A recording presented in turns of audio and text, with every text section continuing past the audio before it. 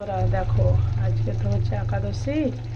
হ্যাঁ, তো এই যে আজকে আমি একাদশী করেছি। তো এমনিতেই হচ্ছে রবিবারটা হচ্ছে সূর্যদেবের বার, কিন্তু করা হয় না রবিবার। কারণ হচ্ছে রবিবার মানে চিকেন কিংবা মটন করতে হবে। হ্যাঁ, ছেলে বলবে মা চিকেন রান্না করো, তো ওই জন্য রবিবারটা করা হয় না। আর এই বছরটা হচ্ছে সূর্যদেবের বছর, তো রবিবারটা করতে পারলে ভালো। তো ভাবলাম আজকে একাদশী পড়েছে, তো আজকে আমি রবিবারটা করে নিই। তো এই যে এখানে করেছি কুমড়ো আলুর তরকারি, আর এই যে এখানে সাবু ভিজানো আছে, পায়েস করব। তো আজকে আমি এটাই খাবো। তো রান্না এদিকে হচ্ছে, আমি খাবো না তো কী হয়েছে, ছেলে আর বড়রা তো খাবে।